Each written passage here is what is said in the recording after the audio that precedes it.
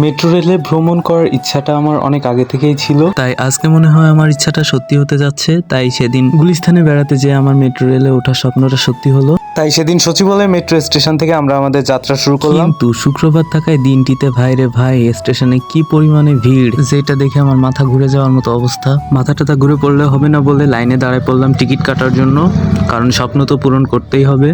হাজার হাজার মানুষ উপেক্ষা করে ফাইনালি জান্নাতের টিকিটটা পেয়েই গেলাম। এখানে ঘটে গেছে আর একটা দুর্ঘটনা। অতিরিক্ত এক্সাইটমেন্ট থাকার কারণে আমি কিন্তু আমার ক্যামেরা ভিডিও অন করতে ভুলে গেছিলাম। তারপর মনে হালকা পাতলা দুঃখ নিয়ে আমি কিন্তু উঠে পড়লাম চলন্ত সিঁড়িতে। আর এখন শুধুমাত্র অপেক্ষা ট্রেনটা আসার, তারপরেই কিন্তু ট্রেনে করে উঠবো। অ্যান্ড অ্যাট লাস্ট কিছুক্ষণ অপেক্ষা করার পর চলে আসলো ট্রেনটা। এখানে ট্রেনটা যে গতিতে আসতেছিল তাতে করে আমার মনে হচ্ছিল এই ট্রেনটাই বোধহয় আমরা যেতে পারবো না। কিন্তু কিছু সময় পর ট্রেনটা কিন্তু আস্তে আস্তে করে তার পজিশনে থামতে শুরু করলো।